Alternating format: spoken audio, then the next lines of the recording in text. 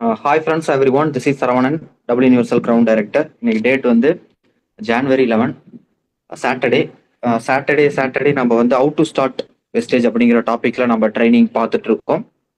அந்த வகையில் வந்து இன்னைக்கான இந்த ட்ரைனிங்கை முழுசா கடைசி வரைக்கும் பாருங்க. இதுல என்ன சொல்றாங்க, என்னென்னால நம்ம வந்து பண்ண வேண்டியது இருக்கு அப்படிங்கிறத புரிஞ்சுக்கோங்க. ஏன்னா இந்த பிஸ்னஸ் அப்படிங்கிறது ஏதோ வந்து நம்ம எந்த ஒரு இன்வெஸ்ட்மெண்ட்டும் இல்லாம ரொம்ப வந்து எந்த ஒரு ரிஸ்க்கும் இல்லாம நம்ம வந்து பண்றதுனால ரொம்ப ஒரு பெரிய அசால்ட்டும் இருக்கும். எந்த ஒரு ரெஸ்பான்சிபிலிட்டி நம்ம உணரவே மாட்டோம். ரொம்ப அசால்ட்டா வந்து ஜஸ்ட் லைக் தட் அப்படிங்கிற மாதிரி தான் பெரும்பாலானவரோட பார்வை இருக்கு. அந்த அந்த அந்த விஷயத்த வந்து ஏன்னா வந்து இங்க ஒரு விஷயம் பண்ணுங்கன்னு சொன்னாங்க அப்படின்னா ரொம்ப அசால்ட்டா எதுக்கு பண்ணணும், சரி நம்ம காசு தான் போடல இல்ல, அந்த ஒரு எண்ணமே அதை நம்ம லிசன் பண்ணும் போதே நம்மள அறியாமலே நம்மளோட உணர்வே வந்து அப்படிதான் நம்மள பாக்குமே. Okay, oh just like that அப்படிங்கிற மாதிரி ரொம்ப சீரியஸாலாம் பார்க்க மாட்டோம். சீரியஸாலாம் வந்து அதை கேட்டுக்க மாட்டோம். அதே நீங்க வந்து காசு கட்டி நீங்க வந்து ஜாயின் பண்ணிருக்கீங்க, இல்ல வந்து இதுக்கு இந்த ட்ரைனிங்க வந்து காசு கட்டி ஒரு ஐடியா கேட்கறீங்க அப்படிங்கும் போது நம்ம அதை சீரியஸா பார்ப்போம். ஓகே, எல்லாருக்குமே அது வந்து ஒரு நேச்சுரலாவே இருக்கக்கூடிய ஒரு ஒரு மென்டாலிட்டி வந்து அதுதான். நீங்க அந்த மாதிரி வந்து தயவு செஞ்சு இருக்காதீங்க. நம்ம இங்க வந்து ஃப்ரீ ட்ரைனிங், ஏன்னா ஃப்ரீயா எது கொடுத்தாலுமே அதோட வேல்யூ அப்படிங்கிறது தெரியாது. அந்த மாதிரி தப்பு நீங்க பண்ணாதீங்க. இங்க இந்த பிசினஸ் அப்படிங்கிறது ஒரு பெரிய ஒரு ஆப்பர்ச்சுனிட்டி. இந்த ஃப்ரீயா எவ்வளவு பெரிய ஒரு ஆப்பர்ச்சுனிட்டி நமக்கு கிடைச்சிருக்கு. எவ்வளவு பேர் பிசினஸ்ல லட்சக்கணக்கில் கோடிக்கணக்கில் போட்டு கஷ்டப்பட்டு முட்டி மோதிக்கிட்டு எப்படியாவது பண்ணணும்னு நினைச்சுக்கிட்டு முயற்சி பண்ணிக்கிட்டு அது மாதிரி இன்வெஸ்ட்மெண்ட்லாம் பண்ணிக்கிட்டு இருக்கிறவங்க இருக்காங்க. நமக்கு எந்த அந்த மாதிரி எதுவுமே இல்லாம உழைப்பை மட்டுமே போட்டா போதும். ஓகே, அவங்களுக்கும் ஏதாவது ஒரு ப்ரெஷர் இருக்கும், நினைச்ச மாதிரி பிசினஸ் வராது, அங்க நிறைய சேலஞ்சஸ் இருக்கும். பட் அங்க இன்வெஸ்ட்மெண்ட்டும் பண்ணியிருப்பாங்க. பட் இங்க நம்ம எந்த ஒரு இன்வெஸ்ட்மெண்ட்டும் பண்ணல. பட் நமக்கும் வந்து இங்க நினைச்ச மாதிரி வரலாம், வராம போகலாம். ப்ரெஷர் இருக்கும். நம்ம வந்து கொஞ்சம் ஒர்க் பண்ணணும், ஹார்ட் ஒர்க் பண்ணணும், கன்சிஸ்டண்டா இருக்கணும், எல்லாம் மற்ற எல்லாமே இருக்கு. பட் இங்க வந்து ஏன்னா இன்வெஸ்ட்மெண்ட் இல்லை, எந்த ஒரு லாஸ் ஆகிறதுக்கு வாய்ப்பு இல்லை, உழைப்பு மட்டும் போடுறோம். ஓகேங்களா? அந்த வித்தியாசத்தை ஃபர்ஸ்ட் புரிஞ்சுக்கோங்க. அப்ப இங்க காசு போட்ட மாதிரி நீங்க நினைச்சுக்கோங்க. நம்ம ஒரு 1 கோடி ரூபாய் வெஸ்டேஜ்ல வந்து இன்வெஸ்ட் பண்ணிருக்கோம் அப்படின்னு சும்மா நினைச்சுக்கோங்களேன். அப்ப மேபி கொஞ்சம் சீரியஸ்னஸ் வரலாம் இல்லையா? ஏன்னா அந்த ஒரு சீரியஸா நீங்க வந்து பாத்தீங்க அப்படின்னா, ஓகே இதெல்லாம் இந்த பிசினஸ்ல சக்சஸ் பண்றதுக்கு பண்ணணும் அப்படின்னு நீங்க அதை கேட்டுக்கிட்டு அதை தெரிஞ்சுக்கிட்டு நம்ம பண்ணாதான் நீங்க சக்சஸ் பண்ண முடியும். ஏன் பண்றது இல்ல? நீங்க நல்லா சீரியஸா வந்து அதை பத்தி திங்க் பண்ணி பாருங்களேன். ஏன் வந்து ரொம்ப அசால்ட்டா எடுத்துக்கிறோம்? அதே மற்ற விஷயத்துல வந்து யோசிச்சு பாருங்க.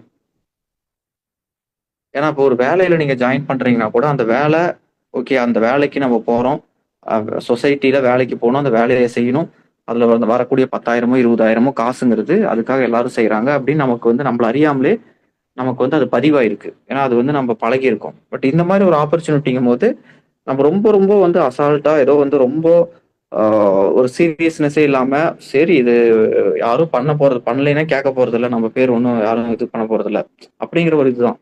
அதே நீங்க வேலைக்கு போய் சேர்ந்துட்டு வேலைக்கு போகாம ஊர் சுத்திக்கிட்டு இருந்தீங்கன்னா உங்க ஃபேமிலியில கேட்பாங்க, ஃப்ரெண்ட்ஸ் பார்ப்பாங்க, ரிலேட்டிவ் பார்ப்பாங்க, அது இதுன்னு கொஸ்டின் கேட்பாங்க. அப்ப நமக்கு அந்த ரெஸ்பான்சிபிலிட்டி இருக்கு, வேலைக்கு போகணும், ரெகுலரா போகணும், சம்பளம் வாங்கணும், நல்ல பையன், நல்ல விதமா போயிட்டு வரணும். அந்த ஒரு ரெஸ்பான்சிபிலிட்டில நம்ம போறோம் வரோம் ஒரு 10,000 20,000 சம்பளத்துக்கு.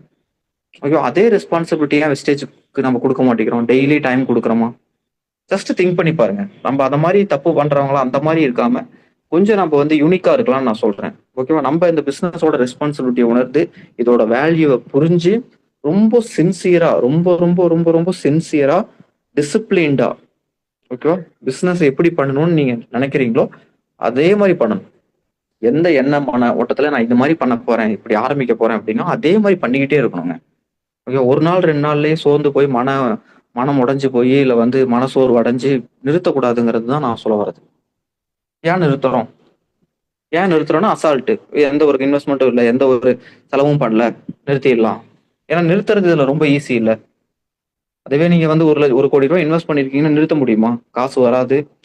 நமக்கு வந்து நிறுத்தணும்னா நமக்கு லாஸ் ஆயிரும். அப்ப நின்று போராடணும். வேற வழி இல்ல, ஆரம்பிச்சாச்சு, பண்ணி தான் தீரணும், பண்ணலாம் பண்ணலாம். அந்த காசு வந்து உங்களுக்கு ஒரு சீரியஸ்னஸ் கொடுக்கும். இன்வெஸ்ட் பண்ணிருக்க காசு அது இங்க இல்ல இல்ல. ஓகே, டக்குன்னு விட்டுட்டு போயிடலாம். விட்டுறது ரொம்ப ஈஸி. அப்படிதான் இங்க நிறைய பேர் பண்றாங்க. அந்த தப்பை நீங்க பண்ணாதீங்க அப்படின்னு தான் கேட்டுக்கிறேன். நம்ம இந்த புது வருஷத்துல இருக்கோம். புது வருஷம் பிறந்திருக்கு.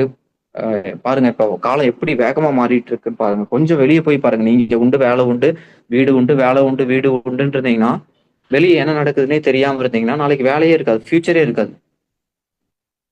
யோசிச்சு பாருங்க, இப்ப ரோபோட் வந்துருச்சுங்க பார்பர் ஷாப்புக்கு. எலான் மஸ்க் வந்து அவருதான் உலகத்திலேயே பெரிய பணக்காரர், கோடீஸ்வரர். அவரு ஹேர் கட்டிங் வந்து ரோபோட்டை தான் கட் பண்ணிக்கிறார். ரோபோ தான் அவருக்கு ஹேர் கட்டே பண்ணுது. வீடியோ பாத்தீங்களா?